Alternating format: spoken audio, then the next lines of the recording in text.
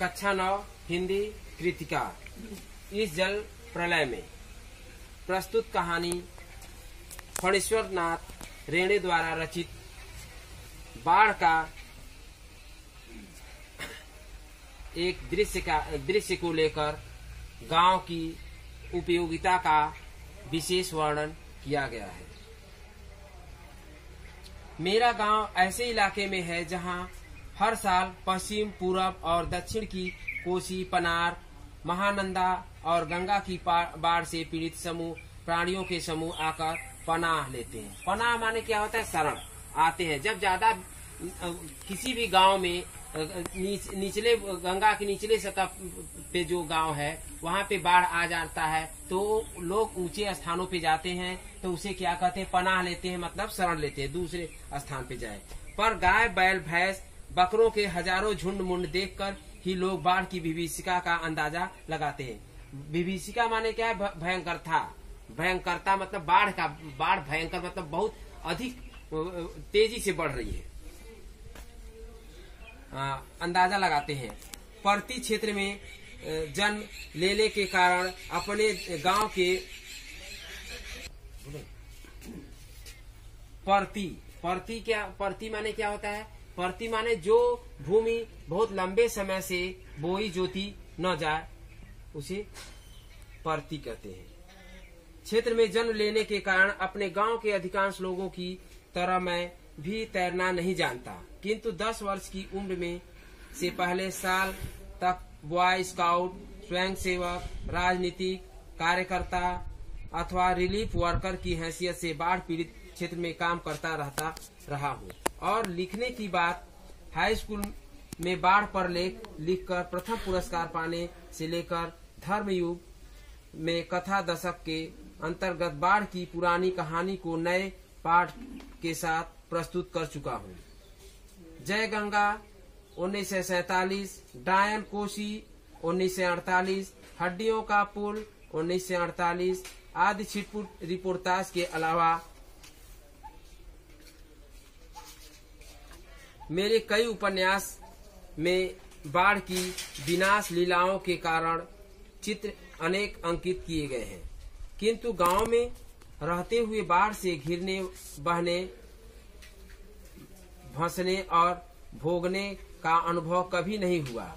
वह तो पटना शहर के सन 1967 में ही हुआ, जब 18 घंटे की अविराम वृष्टि के कारण पुनपुन का पानी राजेंद्र नगर, कंकड़ बाग तथा अन्य निचले हिस्से में घुस आया था। अर्थात बाढ़ को मैंने भोगा है शहरी आदमी की हैसियत से। इसलिए इस बार जब बाढ़ का पानी प्रवेश करने लगा, पटना की पश्चिमी इलाका छाती भर पानी में डूब गया, तो हम घर में ईंधन, आलू, आवश्यक वस्तुएं, घर की आवश्यक वस्तुओं का इकट्ठा करने लगे, जैसे आलू, मोमबत्ती, दिया सलाई, पीने का पानी, कंपोस्ट की गोलियां और तरह तरह की सामानों को इकट्ठा करने लगा।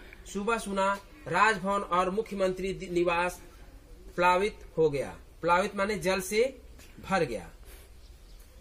दोपहर में सूचना मिली गोल घर जल से घिर गया है। यो सूचना बंगला में इस वाक्य में मिली कि जानो गोल घर डूबे गे छे। ये बंगला भाषा है। और 5 बजे तक काफी हाउस जाने के लिए तथा शहर का हाल मालूम करने निकला तो रिक्शे वाले ने हंसकर कहा, अब कहाँ जाइएगा? काफी हाउस में तो अबले पानी आ गया होगा। चलो पानी कैसे घुस गया है वही देखना है। कहकर हम रिक्शा पर बैठ गए। साथ में नई कविता के एक विशेषज्ञ व्याख्याता आचार्य कवि मित्र थे, जो मेरे अनवरत मान निरंतर अनर्गल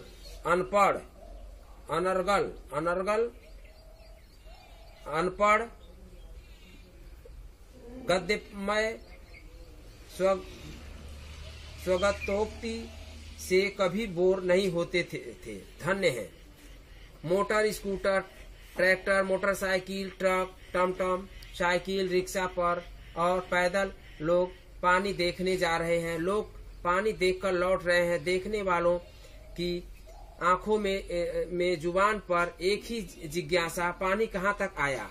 देखकर गया Shri Krishnapuri, Pataliputra colony, boring road, industrial area का कहीं पता नहीं। अब भट्टाचार रोड पर पानी आ गया है, छाती भर आ गया है। वीमेंस कॉलेज के पास डुबाव पानी है, आ रहा है, आ गया है, घुस गया है, डूब गया है। तमाम तरह तरह के लोग चर्चाएं कर रहे हैं। हम जब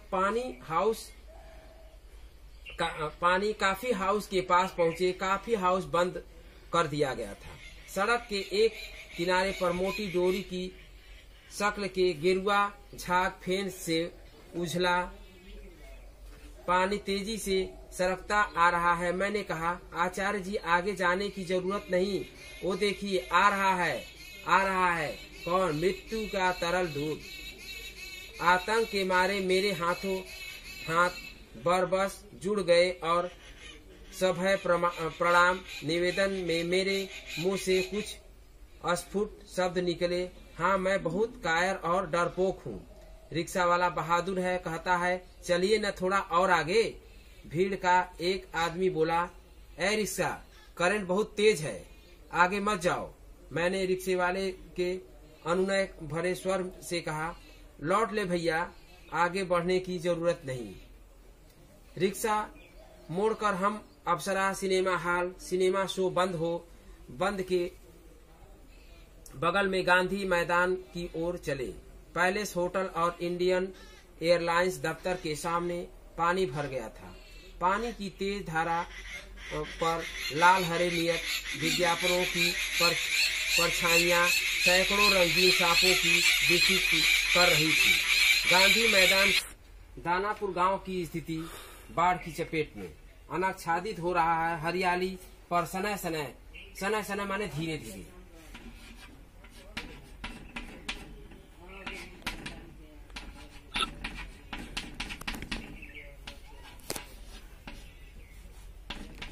धीरे धीरे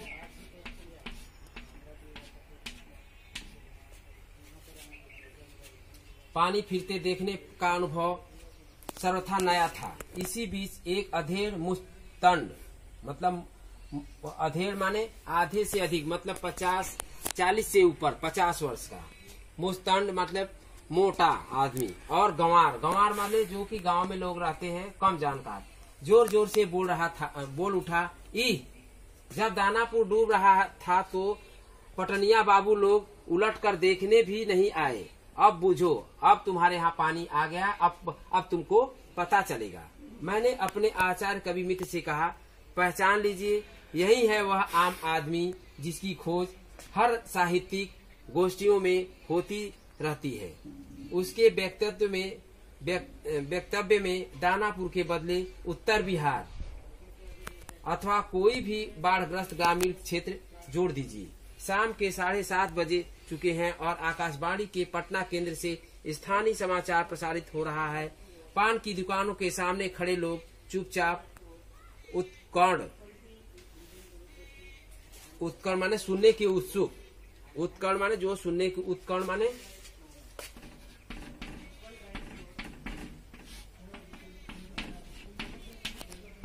सुनने की चाह या ठीक, सुनने की चाह।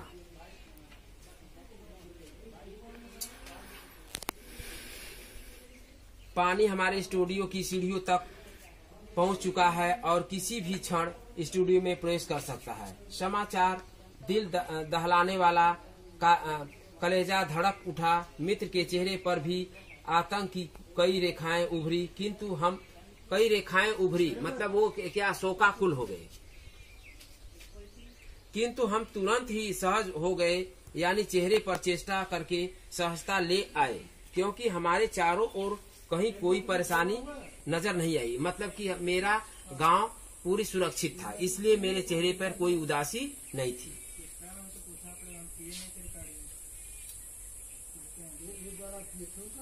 पानी देखकर लौटते हुए लोग आम दिनों की तरह हंस बोल रहे थे, बल्कि आज तनिक अधिक ही उत्साहित थे। हाँ, दुकानों में थोड़ी हड़बड़ी